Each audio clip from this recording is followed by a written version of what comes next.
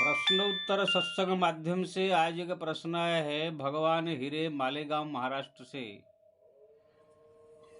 उनका प्रश्न है कि भगवान का पूजा करना, उनके जो रामायण आदि या कोई स्तोत्र पाठ करना,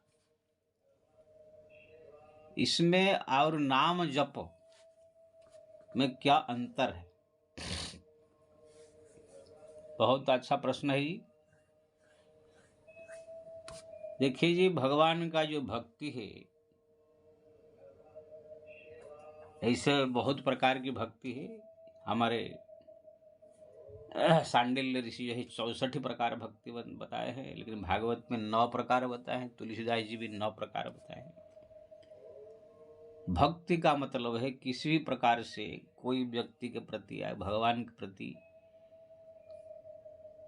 अंदर से झुकाव होकर, समर्पित होकर उनकी जो है सम्मान करना, आदर करना, उसका अनुकरण करना, इसको भक्ति कहते हैं। इस पर विभाग किया गया है। तो उसमें भागवत में जो है श्रवणम कीर्तनम विष्णु स्मरणम पाद सेवनम अर्चनम वंदनम दास्यम साक्ष्यम आत्मनिवेदनम, इस प्रकार 9 प्रकार की भक्ति कहा गया है। तो उसमें अर्चन यानी पूजा, भगवान का जो पूजा है वो भी एक प्रकार भक्ति ही है। वंदनम यानी कि जो भगवान का स्तोत्र आदि पाठ करना, वंदना करना, ये भी एक भक्ति ही है। भगवान की जो है लीला कथाओं का भी मनन करना, पाठन करना भक्ति ही है। नाम जप भी भक्ति है। श्रवण भी भक्ति है। श्रवणम कीर्तनम, कीर्तन करना, स्मरण करना बैठ के भगवान का, वही भक्ति है। भगवान की पूजा करना, समर्पण, ये सब भक्ति के श्रेणी में आता है। संत गुरुओं की सेवा भी भक्ति के श्रेणी में आता है। गुरुपद पंकज सेवा, तीसरी भगति अमान, चौथी भगति मम गुणगण करहि कपट तेजी गान। तो ये सब प्रकार भक्ति जो है के अंतर्गत आते हैं। पूजा करना, पाठ करना ये भक्ति के अंतर्गत आते हैं। लेकिन इसके अंदर लेकिन लगा हुआ है। 100 भक्ति का अलग अलग महिमा है।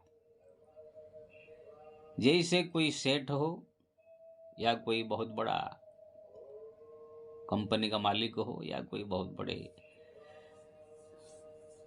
साधु संत हो, जहाँ पर 1000 लोग जाता हो, तो वहाँ पर आप देखेंगे बहुत सारे भक्त जाते हैं। कंपनी में बहुत सारे मजदूर जाते हैं। सेठ के पास बहुत सारे उनकी जो है अनुयायी जाते हैं। लेकिन वहाँ पर सबकी अलग अलग प्रकार की श्रद्धा, अलग अलग प्रकार की भक्ति, अलग अलग प्रकार की प्रेम रहता है। एक गुरु के जो 1000 चला चले होंगे, लेकिन उसमें कोई ज़्यादा प्रिय होगा, कोई थोड़ा कम प्रिय होगा, कोई थोड़ा मध्यम प्रिय होगा। प्रिय होंगे सब, लेकिन थोड़ा उसमें कम ज़्यादा रहता है। जैसे भगवान के भक्त में भी ध्रुव, प्रहलाद, भीष्म पितामह, यमराज, नारद जी, सनकादि की ये जो ऋषि 12 भागवत तो भगवान का अत्यंत प्रिय है। बाकी और जितने सब भी प्रिय है, इस बात नहीं है, लेकिन ये लोग को अत्यंत प्रिय माने जाते हैं। तो इसी प्रकार ही भक्ति का जो ये 9 प्रकार का 64 प्रकार का भेद है, उसमें सब भक्त जो भक्ति जो करता है उसमें सबकी अलग अलग महिमा है। लेकिन सबसे श्रेष्ठ भक्ति अगर किसको कहा जाए, भगवान का नाम स्मरण जो है ये सबसे श्रेष्ठ भक्ति कहा गया है। और नाम स्मरण के साथ अगर भगवान का भी स्वरूप का चिंतन हो जाए, फिर तो सोने में सुहागा। अगर नहीं भी होता है, नाम स्मरण ही काफ़ी है। ये नाम स्मरण ही आपको धीरे धीरे भगवान का स्मरण भी अपने आप हृदय में प्रकट करा देगा। क्योंकि नाम जप करते करते समस्त प्रकार की विकार, माया, मोह सब नष्ट हो जाएगा। अपने स्वाभाविक ही भगवत स्वरूप का चिंतन होने लगेगा। आप अगर मान लीजिए पूजा पाठ कर रहे हैं, कहाँ भगवान की पूजा कर रहे, भी भक्ति है, लेकिन पूजा करते समय हो सकता है आपका भाव न हो, प्रेम न हो इतना। पूजा करते समय इधर उधर मन में भटक जाता है। कितने लोग पूजा तो खाली अपने प्रदर्शन के लिए भी करते हैं। ये हाँ, हमारे पास इतना पैसा है, हम इतना चढ़ा रहे हैं दिखाने के लिए। पूजा जो है करते हैं। ठीक है, कैसे ही भगवान के करते हो सब फल है। पत्रम पुष्पम फलम तयो जो भक्त्या प्रयच्छति तदा भी भक्ति प्रयत्नात्मन। तुलसी भगवान कहते हैं कृष्ण कि पत्र पुष्प फल जो भी मेरे को श्रद्धा से अर्पण करता है मैं ग्रहण करता हूँ। लेकिन ये पूजा करते समय जो है मन इधर उधर उधर चला जाएगा। हो सकता है भक्ति प्रेम इतना साधन है, पूजा में फिर भाव जुड़ा हुआ है। जितने भाव भक्ति के साथ आप करेंगे इतना उसकी महिमा होती है। कथा सुन रहे हैं, मान लीजिए आप बैठे, कथा हो रहा है, कथा सुनते समय कथा वक्ता कथा कह रहा है, लेकिन वहाँ पर जब बैठ गए वहाँ बच्चा खिला रहे हैं या दूसरा कोई घर की बात कर रहे हैं। मैं तो कितने को देखता हूँ गेहूँ चावल ले जाकर वहाँ बैठ के सब जो है साफ सफाई करते हैं। कितने बच्चे लोग दौड़ रहा है, बच्चा पकड़ रहा है, कथा चालू है। नाम क्या है, मैं कथा सुनने गई थी। तो ये सब का फिर इतने बड़ी महिमा, इतना फल, इतना भगवान की प्रसन्नता नहीं होती है। पाठ भी आप कर रहे हैं, मान लीजिए रामायण पाठ कर रहे हैं, मन आपका और कहाँ है, पट पाठ करते करते नींद आ जा रहा है। कितने को मैं देखा हूँ, एक औरत हमारे मंदिर में आकर प्रतिदिन सुंदरकांड पाठ करती थी। पाठ करते करते करते करते सो जाएगी। मैंने काहे बिना मतलब ऐसे पाठ करता है तुम, जब नींद आ जाती है तो काहे आती पाठ करने, जाओ घर में अपना। तो उसको लगता है कि मैं हनुमान के सामने पाठ सुना रहा हूँ, लेकिन पाठ 10 मिनट 5 मिनट भी नहीं करते, नींद आ जाती है। उसको मन नहीं लगता है। तो ये सब जितने पूजा पाठ है और जितने सब भक्ति है, कथा सुनना है, कथा कहना है, कथा कहने वाले भी कथा कह रहे हैं, लेकिन भगवान के प्रति कोई श्रद्धा नहीं, प्रेम नहीं, बस खाली पैसा कमाने की लालच रहता है। यहाँ कथा करूँगा तो 10 लाख मिल जाएगा, वहाँ करोगे तो सब 5 लाख मिल जाएगा, वहाँ इतना मिल गया। उनका लक्ष्य खाली फोकस रहता है, पैसा रुपया धन दौलत कैसे मिले। इसलिए वो कथा प्रवचन की महिमा भी इतना बड़ा प्रभावशाली नहीं डालता है, भगवान के हृदय को पिघला नहीं पाता है। नहीं तो आजकल कितने कथाकार भेड़ बकरी की नहीं घूम रहे हैं, किसी के हृदय में कहाँ कोई भगवान की कृपा, सब खाली भीख मंगे हो गए हैं। पैसा लाओ पैसा लाओ पैसा लाओ पैसा लाओ। कितने को पूछ बोलते पैसा क्यों लेते हैं कथा प्रवचन का, तो बोलते पैसा नहीं लेंगे तो अन्न क्षेत्र कैसे होगा, गौशाला कैसे होगा।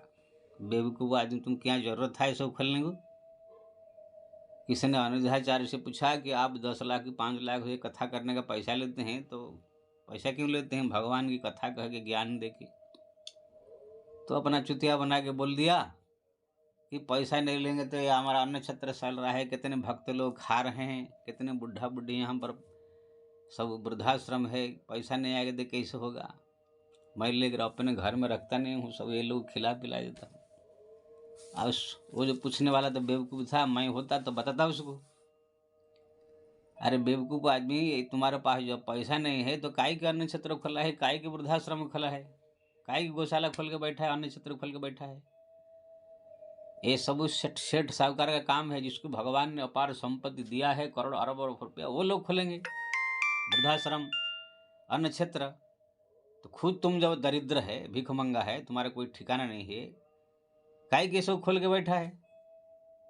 इसीलिए खोल के बैठा है कि इसी बहाने तुम्हारे पास पैसा रुपया धन दौलत आएंगे, उसमें थोड़ा बड़ा खर्चा करके बाकी सब अपना बाल बच्चे परिवार के लिए सब इकट्ठा कर देगा। जहाँ पर 10 करोड़ आया वहाँ पर 1 करोड़ 2 करोड़ खर्च करके बाकी सब अपने परिवार के लिए जमा कर देगा। ये सब बहाना है। कितने लोग कथाकार कह देंगे पैसा नहीं होगा तो पेंडल कैसे बनेगा, या आश्रम कैसे बनेगा, वृद्धाश्रम चल रहा है, गौशाला चल रहा है, काहे कि तुम खुला पहटे में पूछता हो ना। जो तुम्हारे पास समर्थ नहीं है, तुम्हारे पास रुपया पैसा नहीं है, तो खोलने की क्या जरूरत है। जिसके पास है वो खोलेगा। हमारा बड़े बड़े संत साधु महात्मा के पास हजार हजार करोड़ रुपया है, वो लोग गौशाला खोले हैं, वो लोग जो है अन्न क्षेत्र खोले हैं, वहाँ पर कुछ किसी को मांगना नहीं पड़ता है। वहाँ पर ऐसे ही संपत्ति पड़ा हुआ है, 5 बीघा जमीन है, प्रति महीना में 1 करोड़ 2 करोड़ की इनकम है, तो वो लोग खोले हैं। तो वो लोग तो जाकर दरिद्र से भीख मांग नहीं रहे हैं। कोई भिखमंगा दरिद्र फटीचर आदमी ये सब खोल कर बैठ जाए तो क्या होगा, वही भिखमंगा ही बनेगा। इसलिए ये सब बहाना है। व्यक्ति अपने सामर्थ्य के अनुसार ये सब करना चाहिए। तो कहने का मतलब ये कथाकार लोग यही जो कथा प्रवचन कर रहे हैं ये भी एक भक्ति है, लेकिन ये सब नकली भक्ति हो गया है। श्रवण भक्ति और जो है प्रवचन करना ये सब आजकल कोई इतना महत्व नहीं रह गया है, सब मजाक बन गया है। बाकी भगवान की पूजा पाठ भी लोग जो है खाली अनमन से कर रहे हैं कि श्रद्धा नहीं, प्रेम नहीं, भाव नहीं। तो कहने का मतलब ये है अर्चनम बंदनम दास्यम साक्ष्यम आत्मनिवेदनम जो कहा गया है ये सब भी सब इतना प्रभावशाली नहीं है, लेकिन नाम जप एक ऐसा चीज है, चारि युग चहुश्रुति नाम प्रभाव। तुलसीदास जी ने कहा चहु युग चहुश्रुति नाम प्रभाव, लोक हो वेद न आनो पाओ। यानी चारि युग में, चार वेद में, समस्त पुराण शास्त्र में, ग्रंथ में, इसी लोक में, परलोक में, हर एक जगह में नाम की महिमा एक ही जैसा रहता है। चाहे आप उसको भाव से जपो, चाहे उसको कुभाव से जपो, किसी प्रकार से जप करो तो आपका कल्याण करेगा ही। कथा भाव से अगर नहीं सुना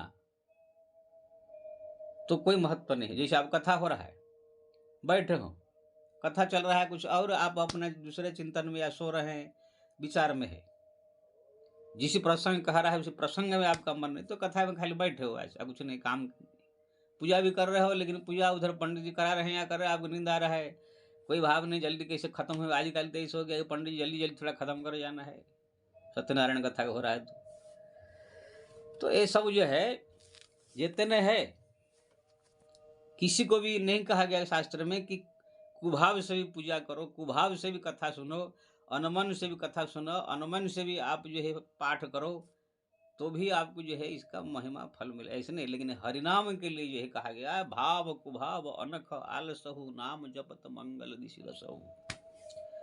भाव से, कुभाव से, क्रोध से, चाहे किसी प्रकार खींच के, चाहे रीझ के भगवान का नाम जपो, वो कल्याण करेगा।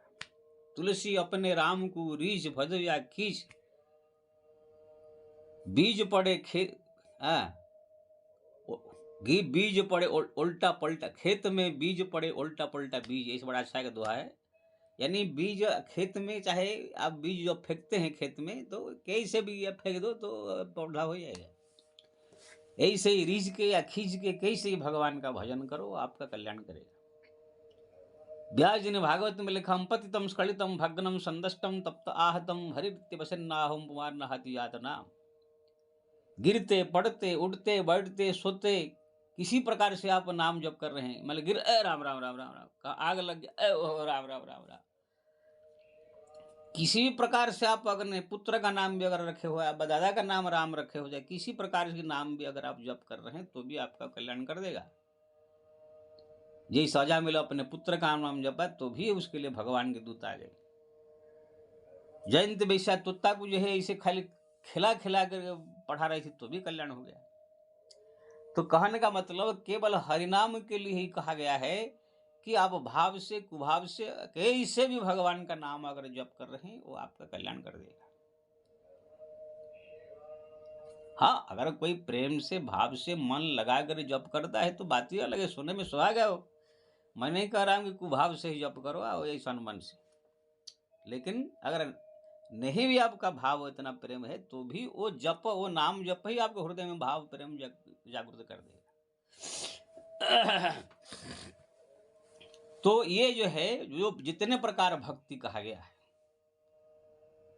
जैसे गुरु की सेवा बताया गया है, गुरु पद सिंह पंकज सेवा तीसरी भक्ति है। मान तुलसीदास जी ने कहा गुरु की सेवा, गुरु का सेवा आप भक्ति भाव से, श्रद्धा से, बड़ा विधि विधान से, नियम से आप नहीं करेंगे, उल्टा पुल्टा ऐसे करेंगे तो गुरु या प्रसन्न के नाराज हो जाएंगे।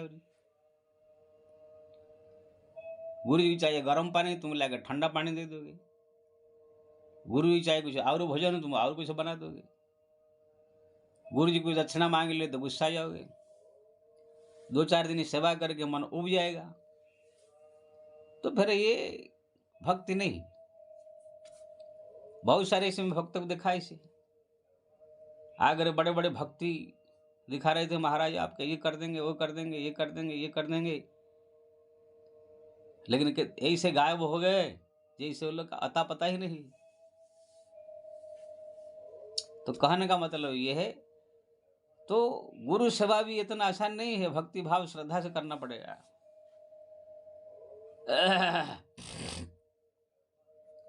प्रथम भगति संतन शंकर संगा तुलिया जिन लिखा। संतों का संग मतलब अगर उल्टा पुल्टा कोई निरंकारी का संग मिल गया, कोई ब्रह्म कुमारी का संग मिल गया, कोई भूत प्रेत का उपासना करने वाला संग मिल गया, या आजकल जो सब धन दौलत इकट्ठा करने वाले बाबा जियों का संग मिल गया, तो सत्संग आप सोच रहे कि सत्संग कर रहे हैं, आप लटसंग हो जाएंगे। दूसरी रतिमा में कथा प्रसंग कथा सुन रहे, रत्ती के लिए कहा गया, यहाँ प्रेम होना चाहिए, वहाँ भाव होना चाहिए, तो है होता नहीं। गुरुपद पंकज सेवा वही बता भाव से होना चाहिए। चौथी भक्ति मम गुणगण करे कपट तेज गान।